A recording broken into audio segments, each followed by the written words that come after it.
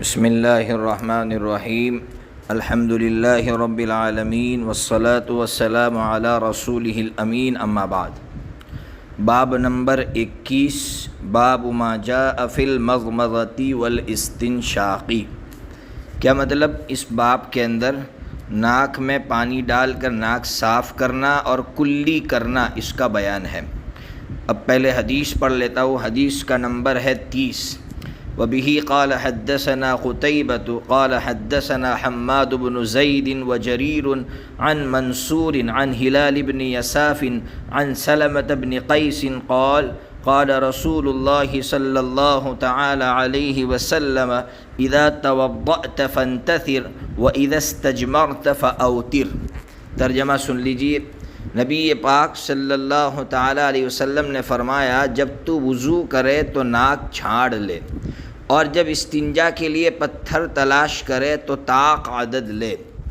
طاق عدد پیچھے بیان ہو چکا ہے، 3، 5، 7۔ جی، اب سب سے پہلے ہمیں یہ سمجھنا ہے کہ اسلام کیا تعلیم دے رہا ہے۔ اسلام یہ تعلیم دے رہا ہے کہ وضو کرتے وقت ہمیں ناک بھی صاف کرنی چاہیے اور منہ بھی صاف کرنا چاہیے۔ آپ جو ہے طبی اعتبار سے بھی آپ پڑھتے ہوں گے کہ ناک صاف کرنا کتنا جسم کے لیے اہم ہے اور صحت کے لیے کتنا اہم ہے، اسی طرح منہ صاف کرنا صحت کے لیے کتنا اہم ہے۔ اس لیے اسلام اس کی تعلیم دے کر گویا انسان کی صحت کا بھی خیال رکھ رہا ہے اور اس کی روحانیت کا بھی خیال رکھ رہا ہے۔ اب سوال یہ ہے کہ یہ کلی کرنا اور ناک صاف کرنا، اس کا کیا حکم ہے؟ تو حضرت امام ابو حنیفہ رحمۃ اللہ علیہ کے نزدیک دونوں، یعنی کلی کرنا اور ناک صاف کرنا، یہ وضو میں سنت ہے اور غسل میں واجب ہے۔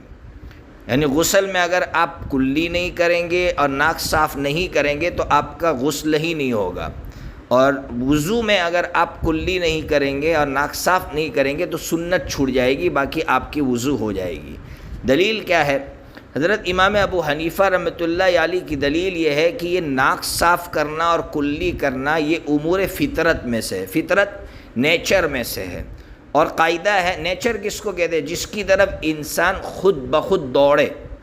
انسان کو کہنے کی ضرورت، جیسے بال بڑے ہو گئے تو انسان کی فطرت اگر صحیح ہوگی تو خود بخود وہ بال کٹوا لے گا۔ مونچھیں بڑی ہو جائے تو وہ خود بخود بال کٹوا لے گا، بغل کے بال بڑے ہو جائے خود بخود کٹوا لے گا، ناخن بڑے ہو جائے خود بخود کٹوا لے گا۔ اس کو کہتے ہیں امور فطرت، نیچر میں سے ہے، اور قاعدہ ہے جو چیز نیچر میں سے ہوتی ہے وہ سنت ہوتی ہے۔ اس لیے امام ابو حنیفہ رحمۃ اللہ علیہ فرماتے ہیں کہ وضو میں یہ دونوں چیزیں سنت ہے، تو غسل میں کیوں فرض ہے؟ سوال ہوگا۔ تو جواب دے رہے امام ابو حنیفہ رحمۃ اللہ علیہ کہ قرآن مجید نے جہاں غسل کا حکم دیا ہے وہاں فطہروا کا لفظ استعمال کیا ہے، یعنی خوب پاکی حاصل کرو۔ اس لیے حضرت امام ابو حنیفہ رحمۃ اللہ علیہ فرماتے ہیں کہ جب قرآن نے یہ کہہ دیا خوب پاکی حاصل کرو تو پھر اس کا تقاضا یہ ہے کہ کلی کرنا اور ناک صاف کرنا یہ غسل میں فرض ہونا چاہیے۔ حضرت امام مالک اور امام شافعی رحمۃ اللہ علیہ کا مسلک کیا ہے؟ وہ دونوں فرماتے ہیں کہ دونوں چیزیں، یعنی کلی کرنا اور ناک صاف کرنا دونوں سنت ہے، اور ان کی دلیل یہی جو ابھی بیان کی کہ دونوں امور فطرت میں سے، نیچر میں سے ہے، اس لیے یہ دونوں سنت ہوں گے۔ حضرت امام احمد ابن حنبل رحمۃ اللہ علیہ کا مسلک کیا ہے؟ وہ فرماتے ہیں کہ یہ دونوں چیزیں یعنی کلی کرنا اور ناک صاف کرنا واجب ہے۔ حضرت امام احمد بن حنبل رحمۃ اللہ علیہ کی دلیل کیا ہے؟ وہ فرماتے ہیں کہ حضور نے جو ابھی حدیث پڑھی، حضور نے حکم دیا ہے فانتصر، اور مدرسے کے بچے جانتے ہیں الامر للوجوب، امر وجوب کے لیے ہوتا ہے، اس سے سمجھ میں آیا کہ یہ واجب ہے۔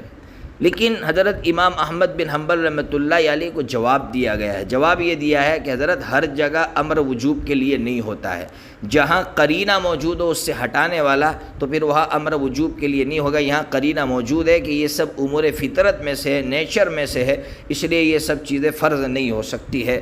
بہرحال یہ پوری تفصیل آپ کے سامنے رکھ دی کہ ناک صاف کرنا اور کلی کرنے کا کیا حکم ہے۔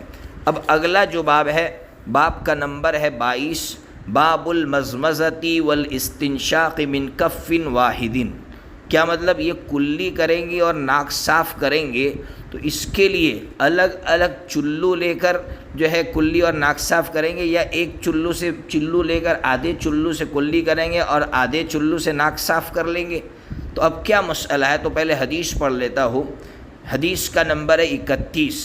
وبه قال حدثنا يحيى بن موسى قال حدثنا إبراهيم بن موسى قال حدثنا خالد عن عمرو بن يحيى عن أبيه عن عبد الله بن زيد رضي الله تعالى عنه قال رأيت النبي صلى الله تعالى عليه وسلم مضمض واستنشق من كف واحد فعل ذلك ثلاثا۔ کیا کہہ رہے ہیں؟ حضرت عبداللہ بن زید رضی اللہ تعالیٰ عنہ فرماتے ہیں میں نے نبی پاک صلی اللہ تعالیٰ علیہ وسلم کو دیکھا کہ آپ نے کلی کی اور ناک میں پانی ڈالا ایک چلو سے، اور آپ نے ایسا 3 مرتبہ کیا۔ دیکھیے اس حدیث سے کیا سمجھ میں آ رہا ہے کہ حضرت نبی پاک صلی اللہ علیہ وسلم نے ناک صاف کرنا اور کلی کرنا یہ دونوں 3 چلو سے کر دیا۔ تو اب کیا مسئلہ ہے؟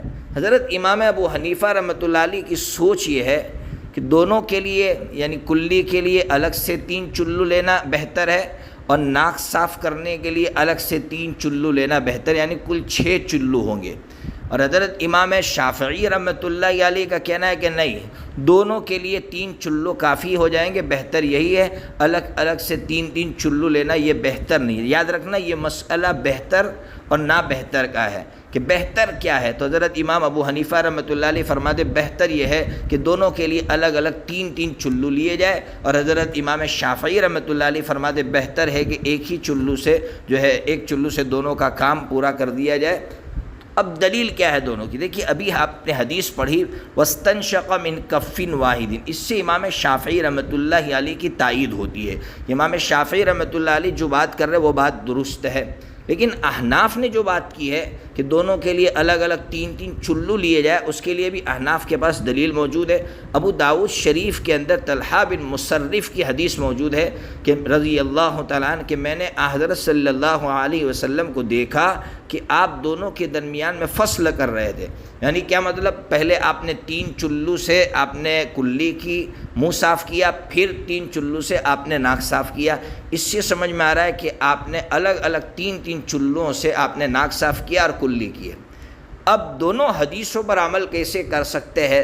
تو بات یہ ہے کہ دونوں حدیثوں پر عمل ہو سکتا ہے، دونوں دلیلیں یہاں موجود ہے۔ اگر پانی کی قلت ہے تو پھر ایک چلو والی حدیث پر عمل کرے کہ ایک چلو لے کر آدھے سے جو ہے کلی کرے اور آدھے سے ناک صاف کر دے، اس سے جو ہے اس حدیث پر عمل ہو جائے گا جو ابھی آپ نے پڑھی من کفٍ واحد۔ اور اگر پانی زیادہ ہے تو پھر طلحہ بن مصرف رضی اللہ عنہ والی جو روایت ابو داؤد شریف کے اندر ہے اس پر عمل کر لے۔ اسی طرح اگر پیچھے بھیڑ کھڑی ہے تو اس کا تقاضا یہ ہے کہ بھائی آپ جلدی سے وضو کر لیں، تو جلدی سے وضو کیسے کریں گے؟ اسی طرح کہ ایک ہی چلو سے دونوں کام نمٹا لیں۔ جیسا موقع ہو ایسا عمل کریں گے تو انشاءاللہ دونوں حدیثوں پر عمل ہو جائے گا۔ ایک بات یاد رکھیے، یہ جو من کفٍ واحدٍ کی جو قید بڑھائی ہے، یہ ایک جو راوی ہے وہ راوی معتبر راوی ہے، خالد ثقہ راوی ہے، اور قاعدہ ہے ثقہ راوی کی زیادتی جو ہوتی ہے وہ معتبر ہوتی ہے، اس لیے انہوں نے جو من کفٍ واحدٍ کی قید بڑھائی ہے وہ درست ہے۔ اس لیے بعض لوگ جو کہتے ہیں کہ من کفٍ واحدٍ کی قید بڑھانا درست نہیں، یہ غلط ہے، یہ قید درست ہے۔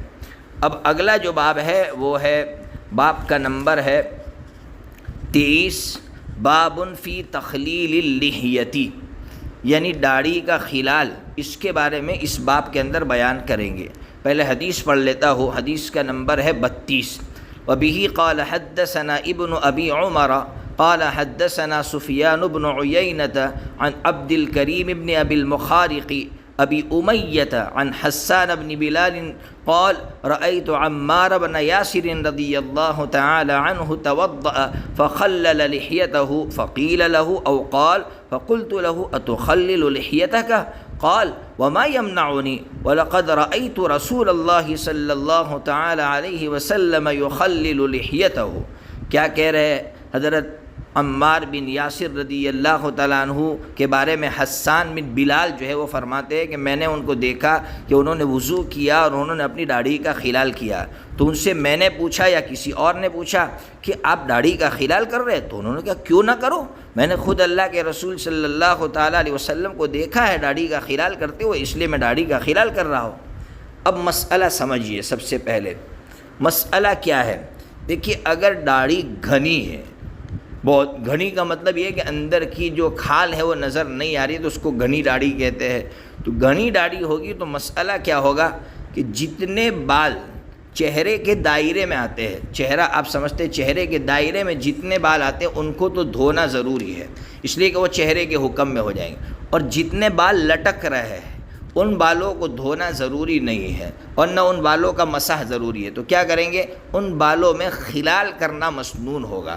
واپس سمجھا رہا ہوں، داڑھی گھنی ہے اور جو بال چہرے کے دائرے کے اندر آتے ہیں ان کا دھونا فرض ہوگا، اور جو بال نیچے لٹک رہے ہیں ان بالوں کے بارے میں یہ ہے کہ ان کا مسح کرنا بھی ضروری نہیں ہے، لیکن خلال کرنا یہ مسنون ہوگا۔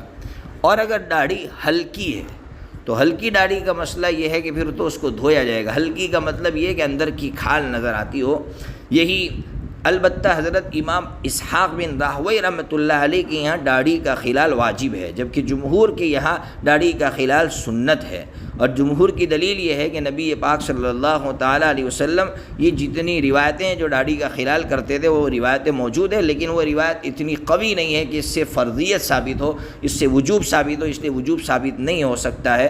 امام اسحاق بن راہوی رحمۃ اللہ علیہ فرماتے ہیں کہ حضور نے مواظبت کے ساتھ یعنی پابندی کے ساتھ داڑھی کا خلال کیا، اس لیے واجب ہوگا، لیکن حضرت کی یہ بات جو ہے درست اس لیے نہیں ہے، ابھی آپ کو بتایا کہ اس سلسلے میں جتنی روایتیں ہیں وہ روایتیں ضعیف ہیں، اس لیے ابھی امام جو ہے ترمذی رحمۃ اللہ علیہ سمجھائیں گے، اور یہی سمجھائیں گے کہ اس باب میں جتنی روایتیں ہیں وہ روایتیں سب کے سب کمزور ہے، اس لیے کمزور روایت سے جو ہے وجوب ثابت نہیں ہو سکتا جو امام اسحاق بن راہوی رحمۃ اللہ علیہ بیان کر رہے ہیں۔ ساری روایتوں کے بارے میں یہی کہا ہے، صرف ایک روایت ہے جس کو حدیث نمبر 34 ہے عامر بن شقیق والی، اس کو امام بخاری رحمۃ اللہ علیہ نے ضعیف میں سے اصح قرار دیا، یعنی ضعیفوں میں سے یہ صرف اچھی ہے۔ اس سے اندازہ لگایا جا سکتا ہے کہ اس باب میں تمام روایتیں ضعیف ہے، یہ ایک روایت ہے جو اس کو کچھ اصح کہہ رہے ہیں۔ اس لیے داڑھی کا خلال بھی ایک اہمیت کا حامل ہے، اور اس کی طبی اعتبار سے بھی جو فوائد ہے، اللہ تبارک و تعالی ہم کو اس پر عمل کرنے کی توفیق عطا فرمائے۔